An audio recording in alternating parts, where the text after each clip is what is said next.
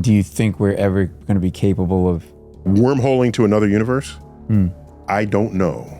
So here's what you do. Bring a little coin with you. You see a person in the other universe, flip him a coin. If he spontaneously explodes, quickly go back to It's not the same.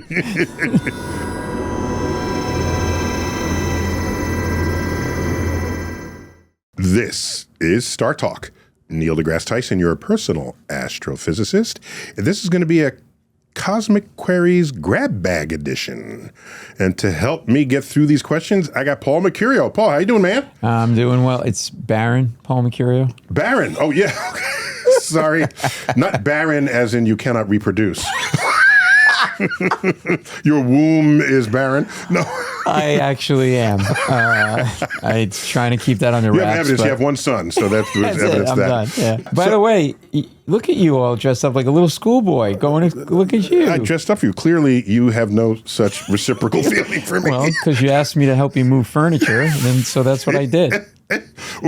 Plus, you're out of a job. I'm out of a job. What the hell happened down there? Yeah. What did you do? What did you do to piss off apparently Paramount? I broke CBS and Paramount apparently on the Late Show. Right, because you're on the staff of the Late Show. I work on the Late Show, perform on the show, and we are not going to be in existence come May. Wow. And I am going to be sleeping outside in your bushes looking for any nickels I can find. I live in Lower Manhattan. I don't have bushes in my backyard. We're going to get you something.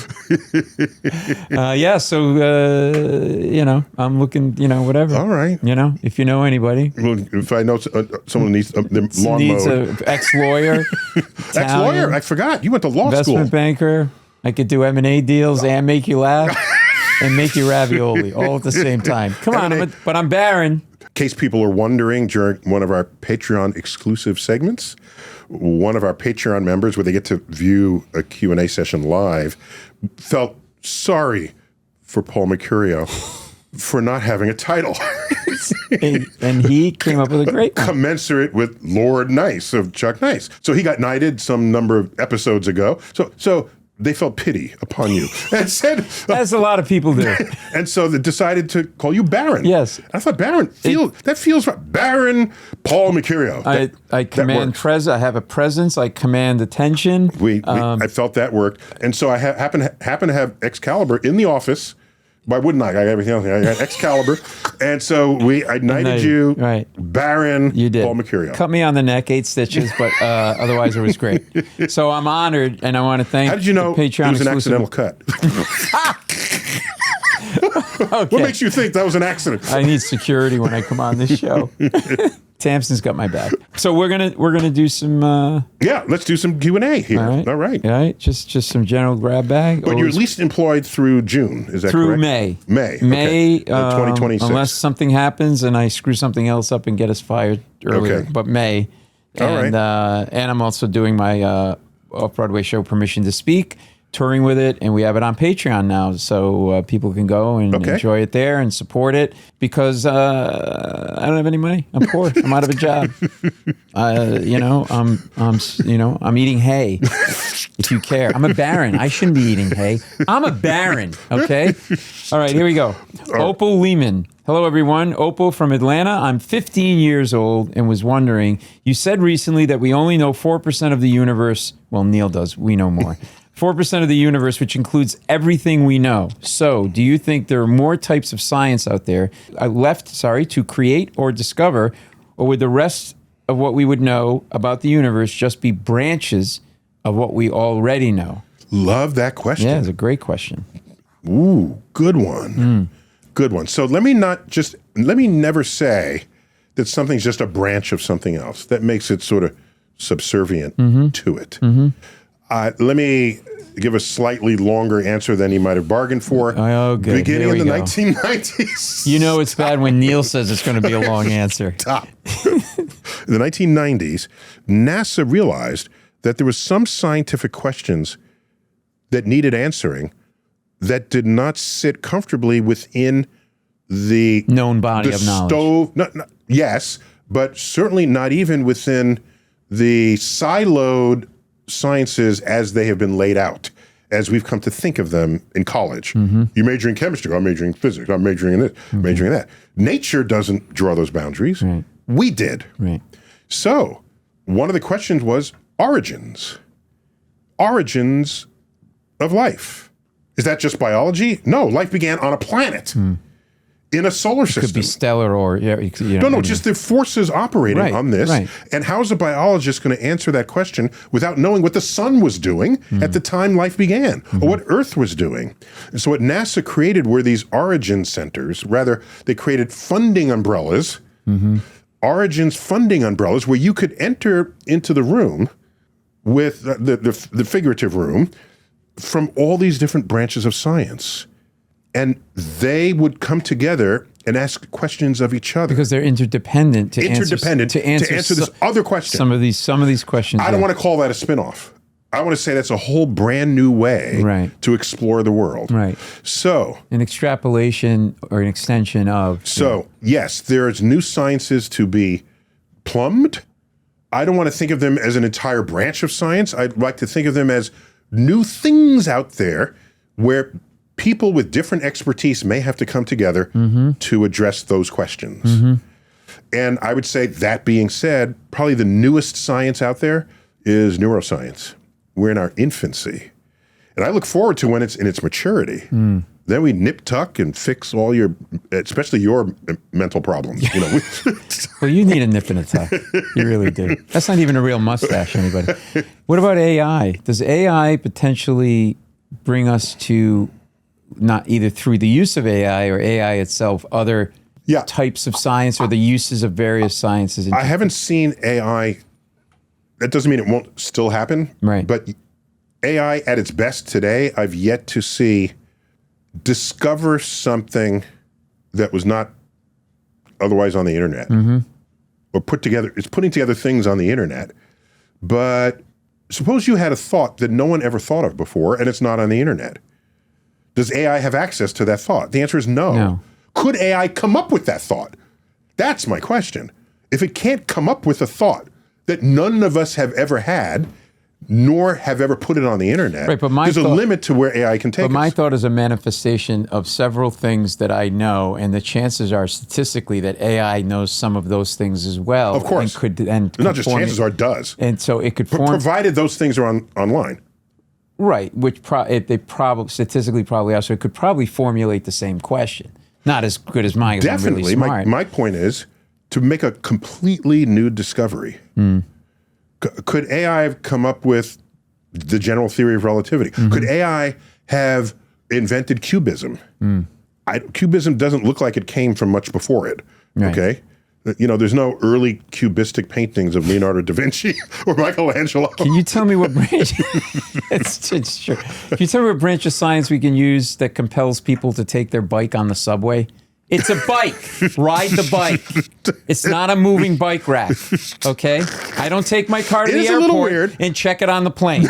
It is a little weird. No, it's a lot weird, and it needs to stop. It's a little weird. And I don't care if you live in New York or don't. Try to get it out of your way. They'll lift up the front wheel.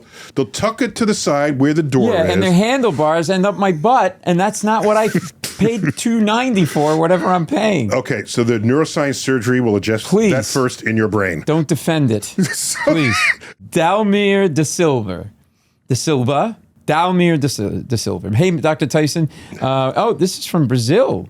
Barados Alonso, Brazil. Assuming I got this right, we can intuitively think of Hawking radiation as matter escaping a black hole when a pair of virtual particles is created outside of it.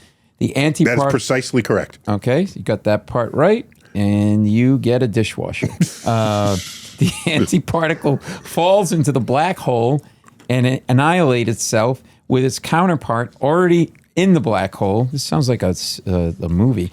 Leaving the other one loose to fly away. And since particles don't have identity... Make an adjustment there. It wouldn't have to be the antiparticle. It could be, but one of those two particles would fall in. But one of the two.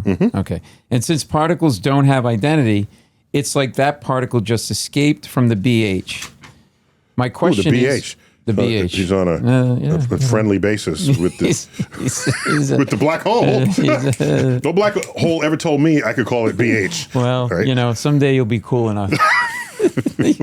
You got to hang out with the cool kids to hang out with the BH. The question is, why do black holes favor antiparticles? The creation of virtual particles should be random all the time, every direction. So it should be 50-50. Yeah, and my understanding is that's the case, as is his understanding. If I'm wrong, I don't know why I'm wrong. So, but because when the antiparticle pair is created, the momentum that they have is in random directions. So it's by quantum design random. So they have to go exactly opposite directions so that their momentum cancel, okay, into that spot. At the same speed? Well, sorry. It depends on what the momentum was of the photons that begat the particles. The point is everything has to check out in the end. And when it checks out, check out meaning arithmetically balance out. Okay. So my understanding is you could just as equally have an antiparticle in the black hole as a particle. If it's not that, I don't know why it's not that. And if that's the case, we got to check with Jan 11 on that. So yeah, his whole question is predicated on something that I also don't think is true. Which is that only the antiparticles fall back in and the regular particles escape. But we don't have proof that we don't have proof of that. Isn't that the case? No, I'm saying if it's true that only the antiparticles go in, I don't know why that's true. Any understanding I have of particle pair creation, they fly off in opposite directions, and that set of directions are random to each other. So you can just as easily have a regular particle going in as an antiparticle. So he's right to be suspicious of this. Right. It should be 50-50. I'm thinking, yes. Yeah. Okay. Okay. Got it. All right. Great question. This is Pratik Nagar. Hello, Dr. Tyson. My name is Araya, 12 years old. I'm from Salt Lake City, Utah. I love watching your explainers and the fun and knowledge that comes with it. While in class, the question came up in size, which are we humans closer to? The universe or an atom? I was very intrigued by this question, especially because atoms are incomprehensibly small and the universe is incredibly big. If we are closer to the size of the universe, could there be a time, knowing that the universe is expanding, that we are closer to the size of an atom? Cool question. Yeah. I've actually answered that question in my next book. Whoa. Called Just Visiting This Planet. And I will read you that question and answer from my book. Okay. If I may. Yes. Can someone pass my computer? Go ahead. Read me a bedtime story. Yeah, may I read you a bedtime story? Yes. So, as you may know, for 12 or so years, I wrote a question and answer column for the public under a pen name, Merlin. That's why I have Excalibur in this office. I didn't know you did that. Because me and Merlin go way back. You're tight. So You're like this, literally. We're tight. We're totally tight. And so people ask Merlin these questions. Merlin was the pen name. So here it is, if I may. Dear Merlin, I am 6 feet tall. Comparatively speaking, which is the farthest away from my eye? The atomic particles in my little toe or the most distant galaxies? That's the same question. Right. Since you're only 6 feet tall, there is no doubt that the distant galaxies are farther from your eyeballs than your pinky toe. Another way to address your inquiry, however, is to imagine you suddenly became 10 times taller, 10 times taller again, and so forth. After about 25 of these stretching exercises, your head will brush up against the most distant galaxies in the visible universe. Returning to your eyeball, imagine you now shrink in successive steps so that each shift takes you within 1/10 of the distance to the atoms in your toe. So we increase by factors of 10, decrease by factors of 10. It would take only 15 shrinks to enter the nuclei of your toe atoms. Adding the two sets of jumps reveals that the entire known universe spans about 40 powers of 10. In one direction. No, you add them together, it's 40 powers of 10. But this seems... From small to large. And I don't mean this... So what this means is you are closer to the atoms in your toe. It's only 15 powers of 10 down, and it's 25 powers of 10 to the edge of the universe. Right, and I'm not trying That's the only way to answer that question. This seems like, and I'm not saying this to be pejorative. Oh, by the way, that book is Just Visiting This Planet. Available October 2025. Okay. Not available in paperback. This seems like an obvious question that doesn't even need to be asked. And I don't mean that to be mean-spirited, but like, to me, I'm a complete layperson. The answer was your toe. Of course it's 15 versus 25. No, you didn't know that in advance. These are powers of 10. I understand, but there's no question that the atoms in your toe If I take a tape measure, the toe is 6 feet away, and the universe is it's 14 billion light years. Right. If you want to say it's obvious, the answer is obvious, that's what you should be citing. But in powers of 10, it's not obvious. But this question wasn't in the context of powers of 10. But that's the only sensible way to answer it in the way they were debating it in their class. Elevate yourself to the level of the 12-year-old. This class. Okay. Man, you were asking a lot of me today. That's impossible. Okay, so online, there's on YouTube somewhere, it's there. There's a 10-minute movie called Powers of 10. It was made in the 1970s, 78. And it starts with a man laying down at a picnic in a park outside of Chicago. And it says, we start with a scene 1 meter wide and 1 meter tall of a man and every 10 seconds we're going to go 10 times farther away. And we do that. With the and you camera. see how many jumps. And it's an early CGI, but it wasn't even use computers. It was very well done in its day. 10 times farther away. Every 10 seconds. And you go to the edge of the universe. They said, now, then we zoom back, and it says, now we're going to go 10 times closer every 10 seconds. And so you go 10 times closer. And it takes fewer 10 times. It's tens, right? Right.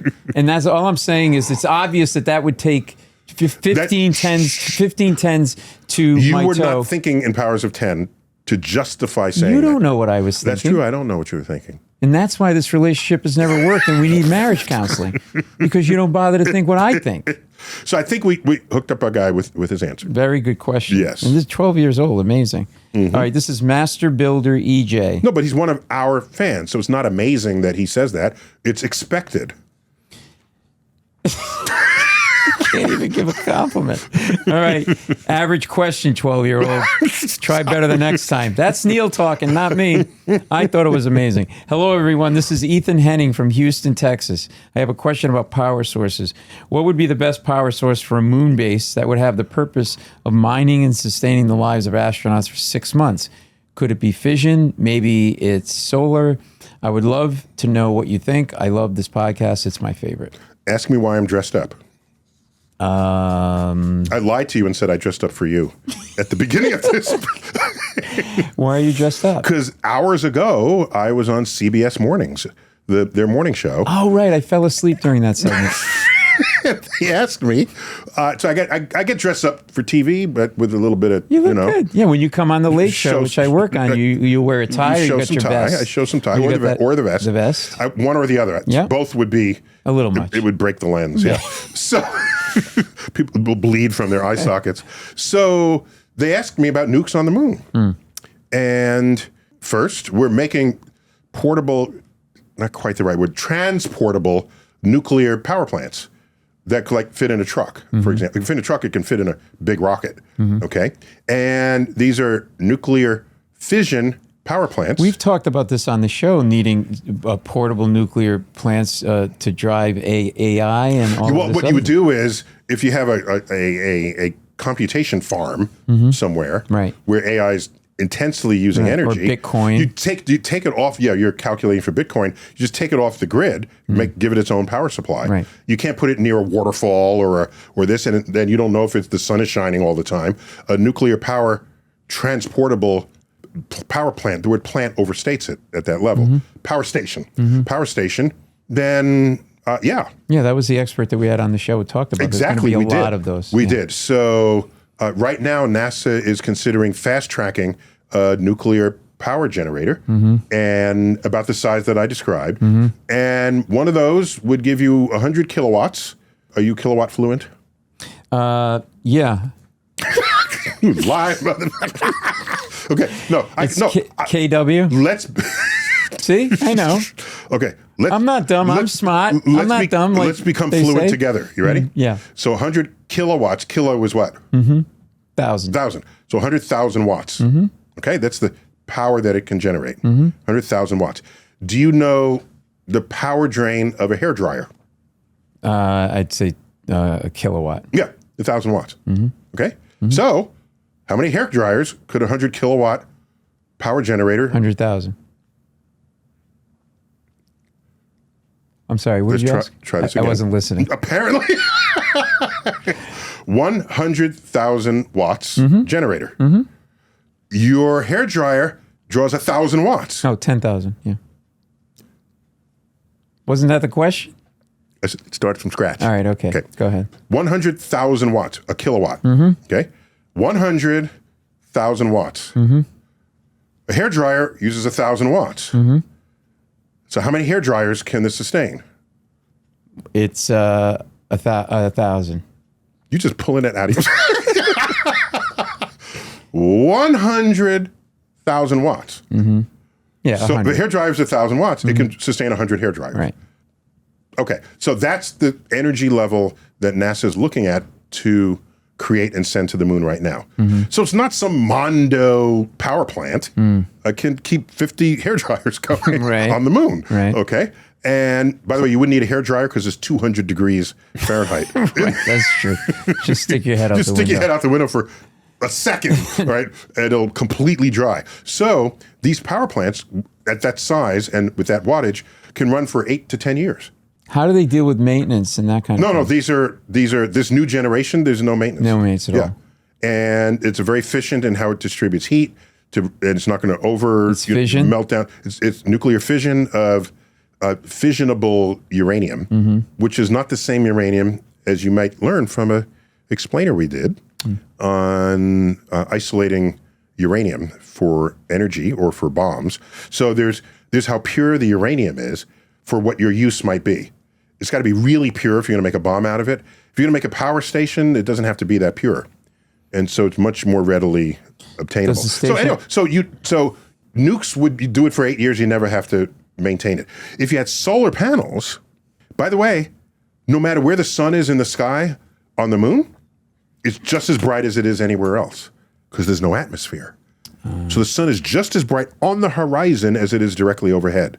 So you can have solar panels that just track the sun. It'll get 100% sunlight as long as the sun is above the horizon. Do you know how long a day lasts on the moon? 24 hours. A month. It lasts a month. What is a month? Where do you think the word month came from? Have you thought about it? No, That's how long it takes the moon. Okay, that's how long the moon goes around the Earth. Right. But as it does that, it has, and it goes through phases. As it's doing that, it's experiencing a lunar day. So a lunar day is a month. Okay. A month long. Okay. So 2 weeks. But you had a speech impediment. That's why you stared at me like, what does he say? Like a dog? Yeah, exactly. So 2 weeks of sunlight, 2 weeks of darkness. So you got 2 weeks of solar power generation. Problem is, if you exceed your power needs, the energy's got to go to somewhere, so put it to storage batteries. When it's dark for 2 weeks, you might want to use the energy. However, batteries don't work well in the cold. And as soon as the sun sets, the temperature drops from 200 degrees Fahrenheit to 200 degrees below 0 Fahrenheit. And then we haven't been able to come up with a battery that can we haven't. No, you'd have to like insulate the batteries and have some other heating source. So just put a Tesla up there. Just take care of it. Have you driven a Tesla in the winter? The battery? It took me an hour to get across town when it should have taken me 5 minutes. Yes, nuclear fission makes complete sense given what we've done with it lately. You can create a reactor and just send it to the moon. One last question on this, then we'll move on. So how do you protect the reactor from whatever something could hit it, happen? What could happen on the moon that is... Yeah, a meteor could hit it. Right. Because there's no atmosphere and there's nothing protecting you. Right. A meteor could also hit you. Unlikely. You can say, we finally have it protected. Bam! No, you're dead. No, I'm coming to your house and I'm going to just hide under the couch. So a big enough meteor you're not going to protect. Maybe you could bury it, for example, protect it that way. How far away are we from this, realistically? The military already has prototypes that they're using of just the size I'm describing. And so I think we're very close. Within years, not decades. Yeah. All right, let's move on. Next question. Derek Evans. Dr. Tyson, this is Derek from South Windsor, Connecticut. I know where that is. Longtime listener and attendee of live events. Nice. Thank you for coming to those. First-time Patreon We give 3 or 4 supporter. live events a year, typically in the region, one in Connecticut, the Beacon Theater here in Manhattan, and we sometimes go to Jersey and to Philly. But yeah. Those are great. I think you need a juggler at the beginning of it just to kind of loosen things up. In a recent that would be conversation, you also juggle. Okay. I'm going to do anything come May. Yeah. Whatever. In a recent conversation you had about micro black holes, it had me wondering about interstellar travel. How could you travel vast distances while being sure to avoid these tiny black holes? And what time dilation or other unintended consequences would exist? Or do they radiate away fast enough not to pose any problems? So the larger the black hole, the slower it evaporates. It's obviously the inverse is then true. As the black hole gets smaller, the rate at which it radiates increases and grows exponentially. As it gets smaller. As it gets smaller. So it gets smaller faster still. Because it's compressing on itself? No, it's not compressing. It's because its rate of evaporation has to do with its surface area. And the smaller it gets, the more surface area it has relative to the volume. It's an interesting fact about the geometry of surface area going as r squared, radius squared, and the volume going as r The cubed surface area, of the sphere. doesn't it decrease as it... It does, but the volume decreases faster than the surface area. And why is that? It's just the arithmetic of it, because the volume is... Not a good enough answer. Specifically why? Don't duck the question. Don't be a politician. Answer. So this manifests, I think we have a whole episode on this. It's on size and life. So if you can ask, here's a certain surface area you have, and how much flesh is associated with that surface area. You can do that. As you get smaller, the amount of flesh associated with the surface area drops faster than the size of your flesh that protects it. Within the body. Within the volume. That's correct. Okay. And since the evaporation rate is related to the surface area, the rate it is sucking it. Yeah. Extracting? There's no such thing as gravity. Black holes suck. Sorry. You should put that on a business card. So, what's a business card? Can I explain that? So as it gets smaller, the amount of volume that's going to evaporate out gets smaller faster relative to the surface area, and so it evaporates in a flash of light. So a tiny enough black hole will not last long enough for you to come upon it and then put your life at risk. Plus, we don't expect there to be many of them, even if they were there. And space is really vast and really empty. You ever see the sci-fi movies where a person's trying to navigate the asteroid belt? Like, duck left, duck right, duck that. Even in The Expanse, they did this. They got asteroids. No. You know the average distance between any 2 random asteroids in the asteroid belt?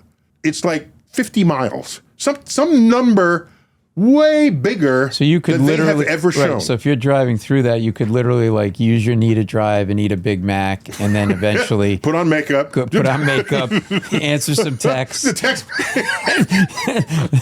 Yeah, Yes. yell at your kids in the back seat. In fact, Pioneer 10 was I think it was the first spacecraft to traverse the asteroid belt.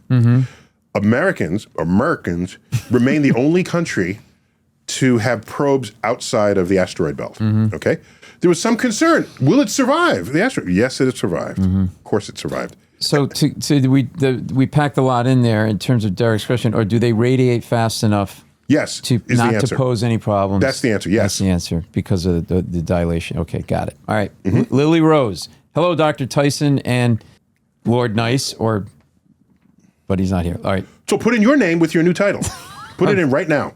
Okay. Graft it in. Go. Okay. Hello. Hello, Dr. Tyson and Baron Mecurio. Okay.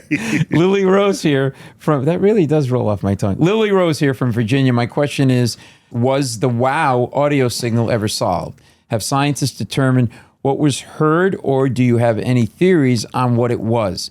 Thank you and love the show. Yeah. So back in the day when we had chart recorders, there was a radio signal. By the way, radio is not the same thing as sound.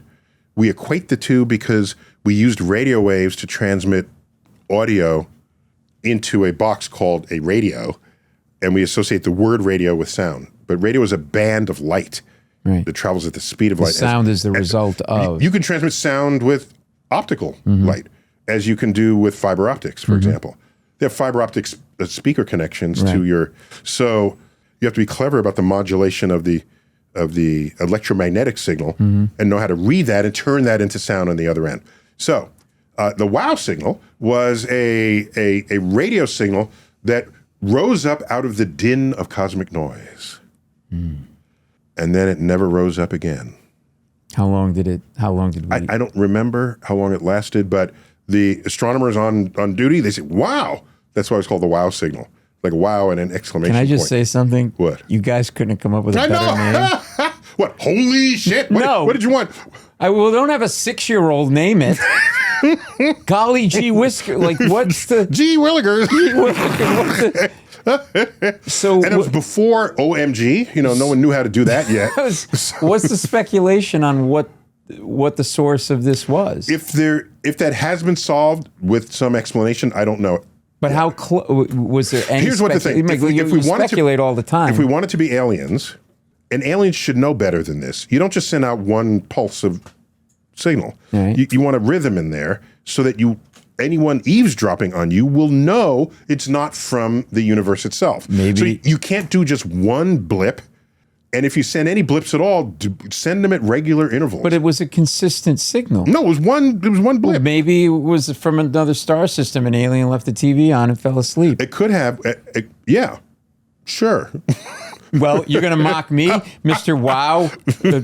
That's as plausible as naming this thing Wow Audio Signal. No, I'm saying I don't know what it is. And just because you don't know what it is, doesn't mean you know what it is. Wow. Wow. You said wow. Oh, God. Busted. Oh, my God. Busted. It's not fair that you take acid for these and I don't. No. Go ahead. No. Just to be clear, there are people who see something in the sky that they don't understand. Right. They don't know what it is. And they say, because I don't know what it is, I know what it is. It's intelligent aliens visiting from another planet. No, but that's just people wanting to believe that. This is my point. Just because you don't know what you're looking at, it doesn't mean you know what you're looking at. That needs to be a bumper sticker. Exactly. Okay. Has the WOW signal, has that been left alone? Is anybody still pursuing that? They went back to the region. They couldn't find anything. Yeah, it's been all right. Revisited, as they say. We're going to move on. Conrad Dunphy, Dr. Tyson. Conrad Dunphy here from Portland, Oregon. Portland. Yeah. On the multiverse-ish JWST coming out with a lot of data supporting the black hole universe hypothesis. What is the likelihood that physics within a different black hole would be similar to ours? And if those physics are similar, what would be the first guess at how we escape our black hole universe to visit another? Wormhole? Wow, it's a lot there. So there's only some tentative maybe for those evidence. Watching that don't know JWST. My people. Oh, you never just know. You don't it might know be what somebody JWST new. is. It might be somebody new. Just because you don't know what okay. Oh, okay. So I'll explain it for others and not you, because you already know it. Okay. Compelled by Paul to bring everyone onto the same page, JWST, James Webb Space Telescope, has, in one recent measurement, found evidence of possible rotation among an ensemble of galaxies, which we don't expect if the universe was born in the ways we expected via the Big Bang, okay? It would mean there was some net rotation of the universe. We know from equations that are in one of these books that inside a black hole opens a whole new space-time continuum. So, black holes, however, accrete matter that circulate toilet bowl style. We expect black holes to have rotation rates. Wait a minute. If our universe has a rotation rate, and we are a space-time existing with that, and we have a horizon, are we in a black hole? There's a chance of that. Can't rule that out. Okay. Now, if That means we're in a contained universe with our own laws of physics. In the multiverse, every multiverse would have a different, slightly different laws of physics. Quantum physics tells us that. You don't want to visit those other universes. Why? Because the charge on the electron might be slightly different from what's going on in your body, and you would collapse into a pile of goo. Totally mess you up. So like Star Trek, the whole like transport me, beam me up, it could be a mess. You'd be a pile of goo. Yes. So if you do find one with, I would, dare I say, identical laws of physics, then I don't mind being the first to step in there. You would need a wormhole to connect us. Do you think it's plausible that there's one with an identical? Yeah, if there's an infinite number, there'd be one with identical. Yes. Do you think we're ever going to be capable of discovering wormholing to another universe? I don't know. I want wormholes as badly as the next person. And I like the way work harder. I like the way Rick makes wormholes. You know, he has a gun or some device that'll do. He uses real science. Whereas this guy from, who's this guy? You know what I'm talking about? Doctor Strange from Marvel. He uses magic. That's, you know, that's what's that? That's the worst. No, I'm telling you, it should be outlawed. All right, that was a great question. You'd want to, you could probably do it with a wormhole, but otherwise the universes are not connected, and that's kind of what defines them as independent. And universes. even if you could go visit, you're not sure you want to because you don't know what you're going to. Plus, you don't know if they're made of antimatter. Right. The antimatter is not in our universe. Where did it go? If it exists anywhere, maybe it made another universe. So here's what you do: bring a little coin with you. You see a person in the other universe, you know, flip him a coin. If he spontaneously explodes, quickly go back to it's not the same. No, but the minute I entered the black hole through the wormhole, that universe, you have to come in contact with other matter, right? And you know, space is pretty empty. Right. Deep space is very empty. Yeah. So yeah, I have time for one more. All right, John, what you got for me? John Swiley.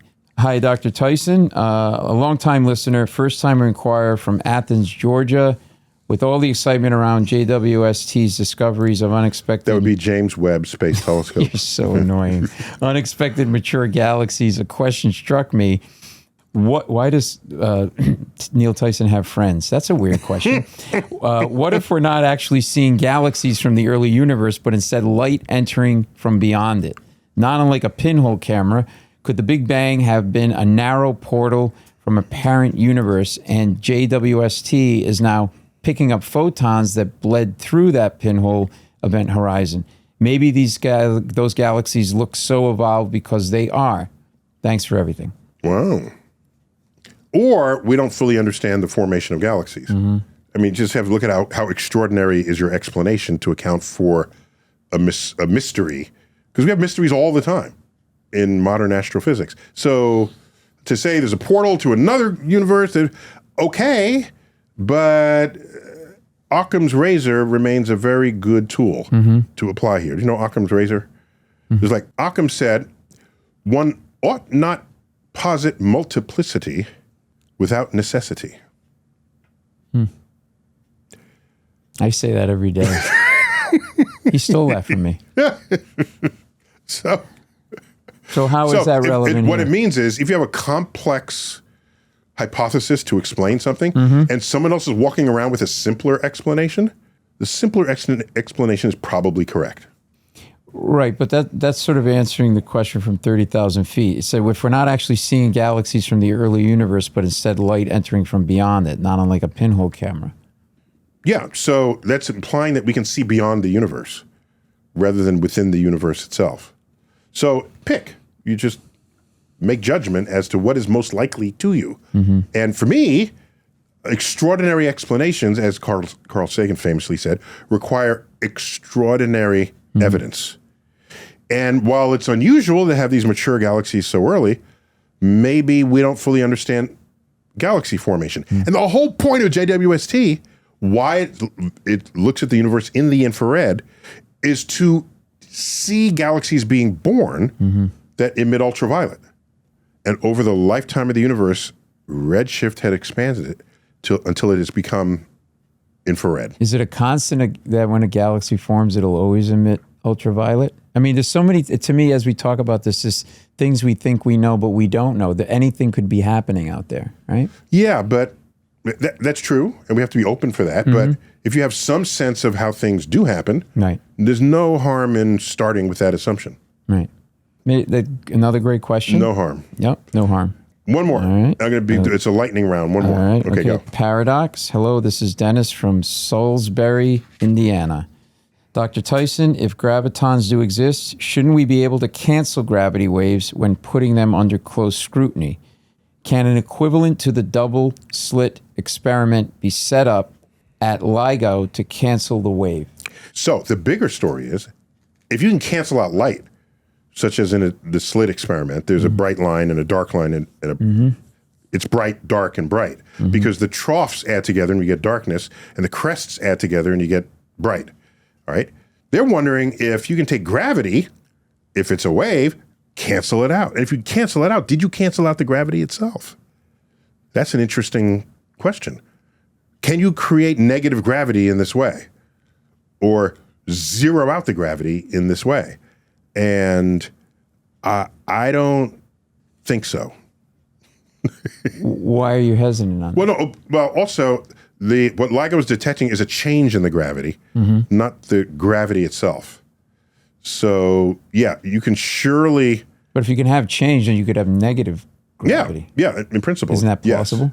Yes. But we've not... However, is it really negative gravity if it's just the part of the wave that is a trough rather than a crest? Well, isn't negative gravity basically static?